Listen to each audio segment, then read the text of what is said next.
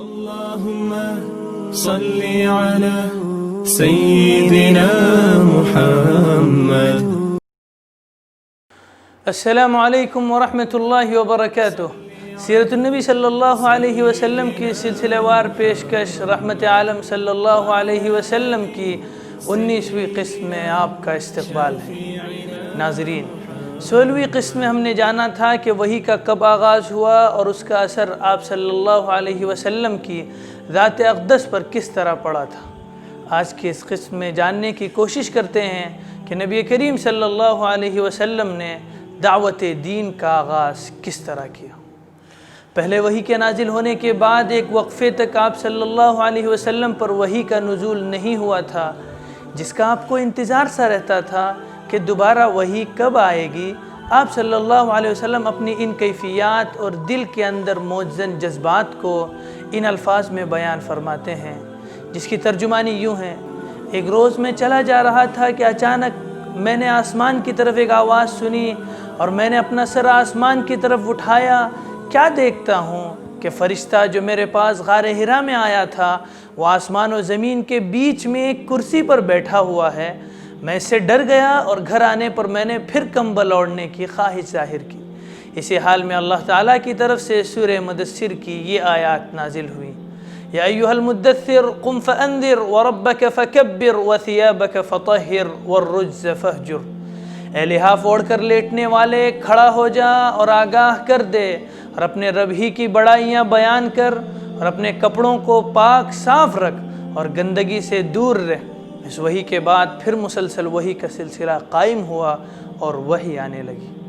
اللہ کے نبی صلی اللہ علیہ وسلم پر جب پہلی وحی کا نزول ہوا اور اس کے بعد جبریل امین آپ صلی اللہ علیہ وسلم کو ایک دن پہاڑ کے دامن میں ملے اور وضو و نماز کا طریقہ بتلایا، اور جبریل امین علیہ السلام نے خود آپ صلی اللہ علیہ وسلم کے سامنے وضو کیا.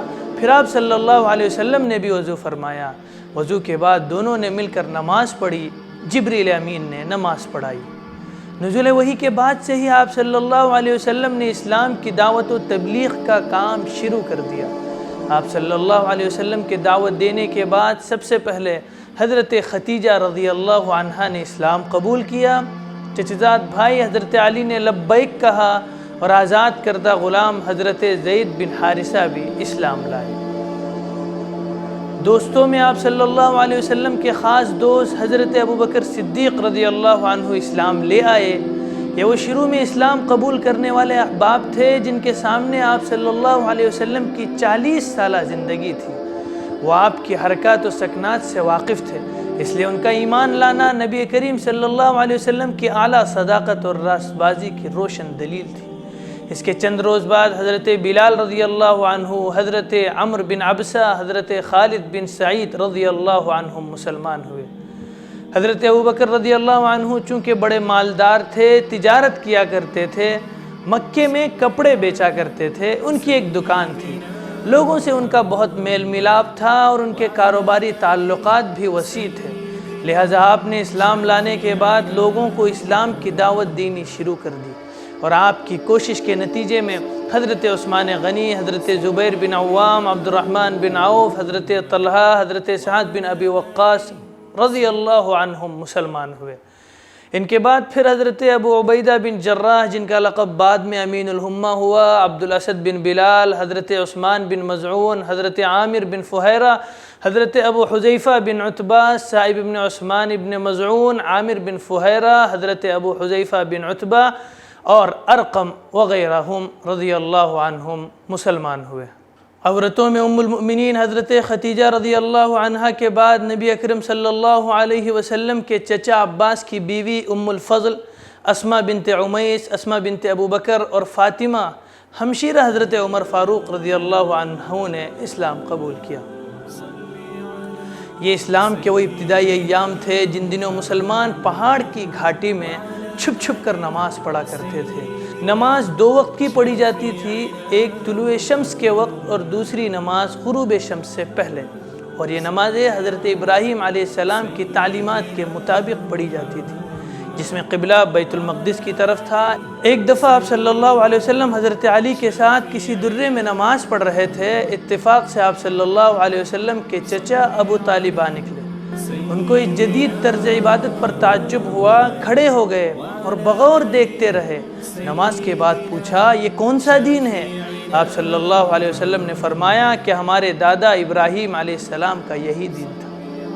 ابو طالب نے کہا، میں اس کو اختیار تو نہیں کر سکتا، لیکن تم کو اجازت ہے اور کوئی شخص تمہارا مزاحم بھی نہ ہوگا۔ رسول اللہ صلی اللہ علیہ وسلم نے اپنی دعوت کا آغاز بالکل فطری انداز میں الاقرب فالاقرب کے اصول پر کیا، لہذا 3 سال تک آپ صلی اللہ علیہ وسلم نے شخصی اور مقامی طریقے پر خفیہ دعوت و تبلیغ دیتے رہے، تاکہ یہ حکم آیا فاصدع بما تؤمر، اور آپ کو جو حکم دیا گیا ہے اسے صاف صاف کہہ دیجئے۔ یہ بھی حکم ملا کہ یا ایھا المدثر قم فانذر، اے چادر کے کپڑے پہنے ہوئے شخص اٹھو اور لوگوں کو غلط باتوں کے انجام سے ڈراؤ۔ نیز یہ حکم بھی آیا وانذر عشیرتک الاقربین، اور اپنے قریبی خاندان والوں کو ڈراؤ، یعنی اللہ تعالیٰ کے عذاب سے۔ ایک روز آپ صلی اللہ علیہ وسلم نے حضرت علی سے فرمایا کہ دعوت کا سامان کرو۔ یہ در حقیقت تبلیغ اسلام کا پہلا موقع تھا کہ تمام خاندان عبد المطلب کو دعوت دی گئی، جس میں سب تشریف لے آئے۔